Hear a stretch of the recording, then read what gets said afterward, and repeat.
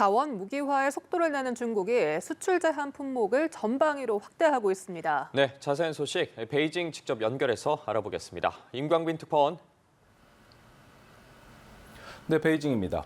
네, 중국이 요소에 이어서 이 화학 비료의 원료인 인산 암모늄까지 수출을 통제하고 나섰다고요. 네, 중국 화학 비료업계 온라인 플랫폼인 화학 비료망에 따르면요, 화학 비료의 원료인 인산 암모늄의 수출 절차가 중단이 됐습니다. 우리의 기획재정부 격인 중국 국가발전개혁위원회가 지난달 인산 암모늄에 대한 수출 검사를 중단하라고 통지한 것입니다. 검사의 재개 시점은 공지하지 않았습니다. 최근 쓰촨을 비롯한 일부 지역에서는 대기 오염 검사 등을 이유로 암모늄 생산 공장이 가동을 멈췄는데, 이 때문에 요소와 마찬가지로 중국 내 공급량이 줄었다는 게 관련 업계의 설명입니다. 중국은 화학 비료의 원료인 인산 암모늄의 최대 생산국 중 하나인데요. 우리나라의 중국 수입 의존도는 95%에 달하는 것으로 알려졌습니다. 우리 정부는 내년 5월까지 공급이 가능한 재고량을 확보하고 있다면서 국내 비료 수급에 미치는 영향은 제한적이라는 입장입니다. 문제는 중국이 다른 원자재의 수출을 추가로 제한할 가능성을 배제할 수 없다는 겁니다. 미국의 첨단 산업 제재에 맞서서 지난 8월 갈륨과 게르마늄에 대한 수출 통제에 나선 중국은 이달부터는 흑연 수출도 제한하는 등 자원 무기화에 속도를 내고 있습니다. 지난달부터는 희토류와 철광석 등에 대한 수출입 정보를 업체로부터 실시간으로 보고를 받으면서 수출 통제에 나설 조짐을 보이고 있습니다.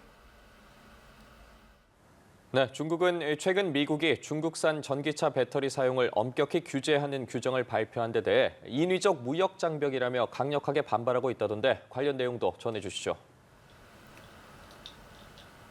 네, 먼저 미국의 발표 내용부터 정리하면 이렇습니다. 미국 재무부와 에너지부가 지난 1일 전기차 세액 공제 혜택을 받을 수 없는 외국 우려 기업 기준을 발표했습니다. 중국과 러시아, 북한, 이란 정부의 소유와 통제, 또 관할에 있거나 지시를 받는 기업으로 명시를 했습니다.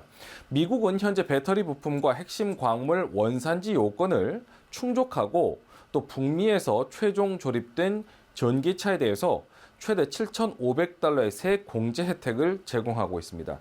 그런데 앞으로 이 혜택을 받으려면 배터리 부품은 앞으로 2024년부터, 배터리에 들어가는 핵심 광물은 2025년부터 앞서서 설명드린 우려 기업에서 조달하면 안 되는 겁니다.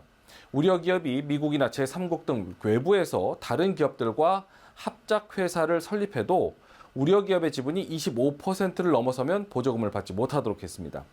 중국은 미국의 이 같은 조치를 인위적인 무역 장벽이라고 규정을 하면서 강력 반발하고 있습니다. 美方应尊重市场原则，严格遵守世贸组织规则，纠正歧视性补贴错误做法，营造公平公正、非歧视的营商环境。 네, 중국은 유럽과도 무역 문제를 두고 각을 세우고 있습니다. 어제 중국과 유럽연합, EU의 정상회담에서도 입장차를 확인했죠. 네, 중국과 유럽연합 정상이 베이징에서 만나 무역 부문의 갈등 해법을 논의했지만 극명한 시각차를 확인하는 데 그쳤습니다. 시진핑 중국 국가주석은 4년 만에 열린 유럽연합 EU 측과의 대면 정상회담에서 중국과 유럽은 상호 이익과 협력의 동반자가 되어야 한다고 말했습니다. 특히 미국의 정책에 구애받지 말고 유럽이 독자적인 외교를 펼쳐야 한다고 강조했습니다. 中欧要做互利合作的伙伴，排除各种干扰，加强对话和合作，造福双方人民，要共同应对全球性挑战。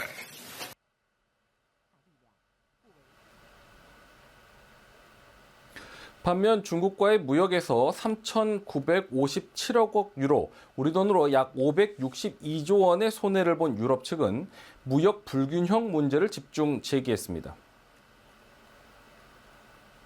China is the EU's most important trading partner, but there are clear imbalances and differences that we must address.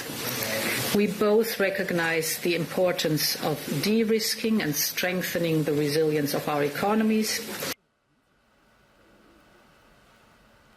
양측은 서로의 이익을 위해서 협력이 필요하다는 데는 공감을 하면서도 민감한 현안에서는 뚜렷한 성과를 내지 못하면서 별도의 공동 성명은 채택되지 않았고요. 공동 회견도 열리지 않았습니다. 이런 가운데 G7 국가 가운데 유일하게 중국 주도의 1대1로 사업에 참여했던 이탈리아가 탈퇴를 선언했는데요. 조르자 멜로니 이탈리아 총리가 1대1로 사업 참여에 대해서 기대만큼의 성과를 가져다 주지 못했다고 한 가운데 중국 외교부는 1대1로 사업을 먹칠하고 파괴하는 것에 단호히 반대한다고 밝혔습니다. 네, 끝으로 중국의 호흡기 감염 상황도 살펴보겠습니다. 중국 내 병원이 여전히 북새통이라고요. 네, 중국 매체에 따르면 마이코플라스마 폐렴이 여전히 기승을 부리는 가운데 유행성 독감까지 급속히 늘고 있습니다. 일선 병원의 의사들은 최근 마이코플라스마 폐렴보다 유행성 독감에 감염된 환자가 더 많아지는 추세라고 전했습니다.